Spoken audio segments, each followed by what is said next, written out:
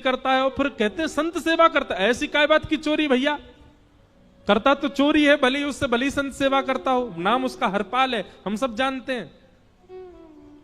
भगवान का नाम मत लो हमारे सामने।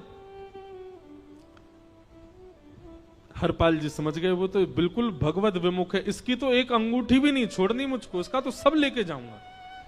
अगर ये बदले में जय श्री कृष्णा बोलता तो एक आध गहना छोड़ देता इसका मैं, पर ये तो इतना बिखर रहा है भगवान का नाम सुन के, इसका कुछ नहीं छोड़ूंगा, सब ले जाऊंगा।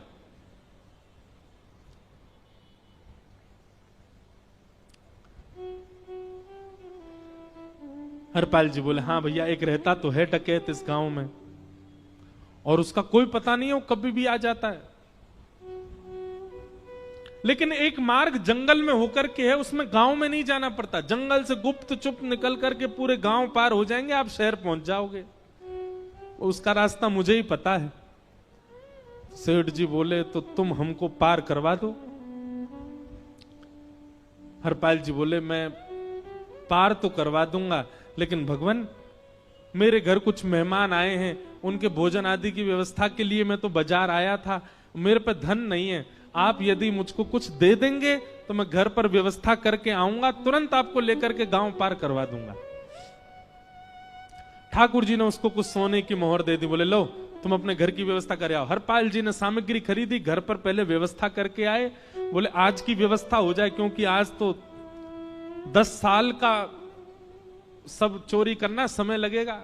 पत्नी से कहा भोजन प्रसादी बनाओ, संतों को पवाओ, संत पूछेंगे मैं कहां है तो कहना कि आप लोगों की 10 साल की व्यवस्था करने गए आज। हरपाल जी लौट करके आए और सेठ जी से कहा आइए आइए चल दीजिए मेरे साथ और हमारे संगी चलना बिल्कुल। ठाकुर जी रुक्मणी जी चलने लगे।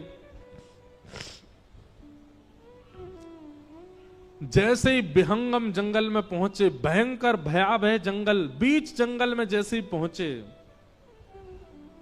हरपाल ने पीछे मुड़ करके देखा, दोनों चले आ रहे हैं। तुरंत महाराज वो तो अपने रूप में आ गया, शेर की तरह गर्जना करने लगा, अपनी लाठी धर दी सामने और अपने सिर का स्वाफा निकाल करके सामने बिछा दिया। भगवान जो सेठ जी के रूप में आया, भगवान बोले भैया ये क्या कर रहे हो? बोले मैं ही हरपाल हूं।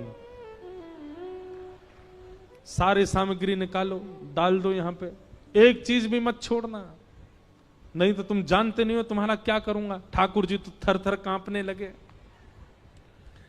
रुक्मणी जी बोली देखो कैसा नाटक कर रहे हैं, रावण के आगे नहीं डरे थे, कुंभकर्ण के आगे नहीं डरे, हिरण्यकश्यप के आगे नहीं डरे, और वो हरपाल के आगे ऐसे कांप रहे हैं। भगवान तो मन की सब समझ जाते हैं, कौन ही मारने, वो तुम भी कांपो क्यों? बोले भक्त है भैया, ये हमारो भक्त है। अनुब्रजम में हम नित्यम पूये ये तन्य रेणु भी, इसने हमारे लिए सब गवा दिया, हमारे वैष्णव संतों के लिए सब लुटा दिया, इसके आगे भयभीत होने में कोई लज्जा नहीं। लक्ष्मी नारायण दोनों कांप रहे हैं और हरपाल कह रहा सब निकालो। ए सेठानी जी कान के कुंडल उतारो। कान कुंडल उतार दिए, नाक की नथनी उतार दी, सब उतार उतार के धर दिए, हाथों के सब कड़ूला आदि भी धर दिए। भगवान ने भी अपने सब उतार। बोले बैंत कहां लेके जा रहे हो? उसको भी धर दो। बोले अरे भैया बुढ़ापे की लाठी, हम गिर जाएंगे। बोले कुछ नहीं गिरोगे, धर दो इसको। जीवन में कभी राम ना जय श्री कृष्ण बोलने पे चिल्ला रहे थे मुझ पे, रखो इसको यहां पे। सारा धर दिया। बोले बहुत बढ़िया हो गया, अब 10 साल की व्यवस्था हो गई। इतने में भगवान की कनिष्ठ उंगली में एक अंगूठी थी। हरपाल बोला ये कहां बचा के ले जा रहे हो, उसको दो। बोले अरे भैया ये तो बहुत बचपन की हमारी अंगूठी है और ये आज तक हमारी निकली ही नहीं है और ये निकल ही नहीं पाएगी, इसको बाहर हम निकाल ही नहीं सकते, इसको तो रहने दो हमारे पास। बोले तुम क्या जानो, इस अंगूठी से कम एक हफ्ता संत भोजन होगा और तुम पे तो दया करनी नहीं है। चिल्लाए थे मुझ पे जय श्री कृष्ण बोलने पर, निकालो इसको। भगवान खूब प्रयास करें, वो नहीं निकले तो हरपाल जी ने उंगली पकड़ी, बोले इसको काट देता हूं मैं, तुम्हारे पास उंगली रहने का कोई काम नहीं है, तुम उंगली से करते ही क्या हो। और महाराज जैसे ही उंगली पकड़ करके काटने का मन किया, वो काटने ही वाले थे, इतने में ही द्वारिकाधीश भगवान शंख चक्र गदा पद्म धारण करके प्रकट हो गए सामने।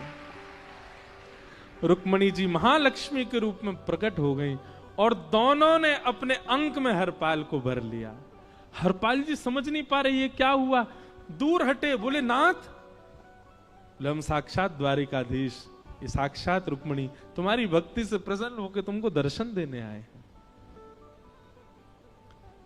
हरपाल जी घुटने के बल बैठ गए, रोने लगे, सर रख दिया चरणों में, पटकने लगे, बोले नाथ,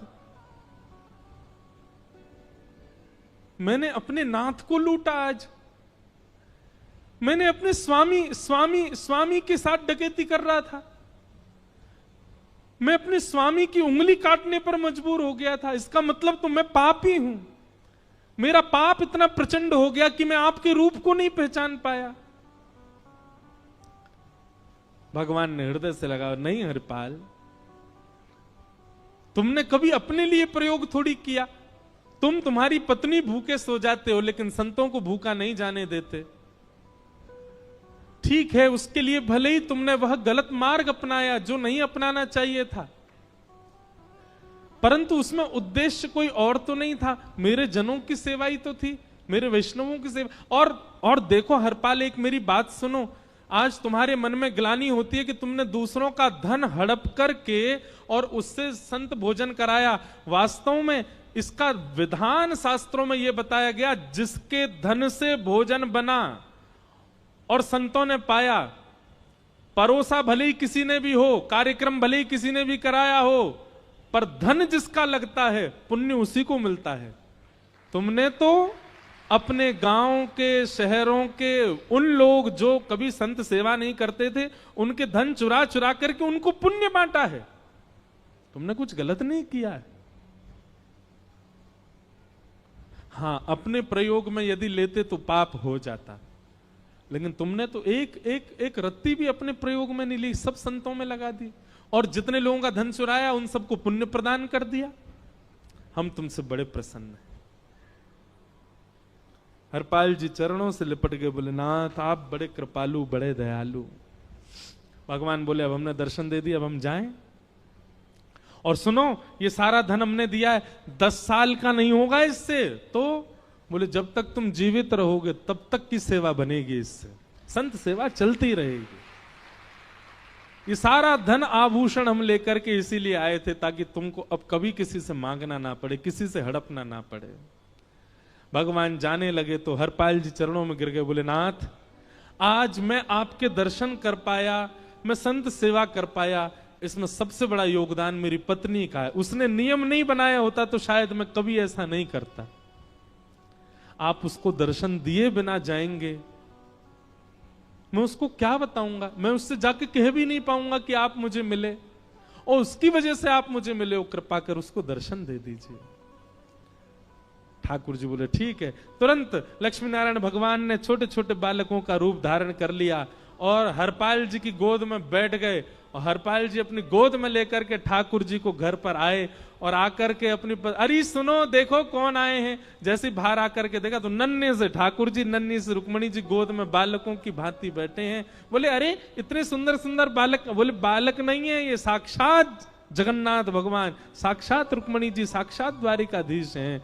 तुरंत ठाकुर जी अपने रूप में प्रकट हो गए और दोनों दंपति को दर्शन दे करके भगवान वहां से प्रस्थान कर गए। बोलो भक्त वत्सल भगवान। तो एक भक्त जीवन संगी का प्राप्त होना भगवत दर्शन तक ले जा सकता है आपको। अब जिनके ब्याह हो चुके हैं उनसे तो अब हम कुछ कर नहीं सकते, पर जिनके नहीं हुए हैं संभल जाओ, सुधर जाओ, ठाकुर जी से प्रार्थना करो और प्रार्थना करके केवल एक ही चीज मांगो, क्या हम गृहस्थी हैं नाथ, यह गृहस्थाश्रम है, हम इसमें आ चुके हैं, अब कृपा करके हमारे जीवन में जो भी आए वो आपका भक्त आए। लेकिन आपके अथक प्रार्थना करने पर भी ठाकुर जी ने यदि नहीं दिया तो भी चिंतित मत होइएगा। मीराबाई को भी नहीं मिले अनुकूल, करमेती बाई को भी नहीं मिले अनुकूल,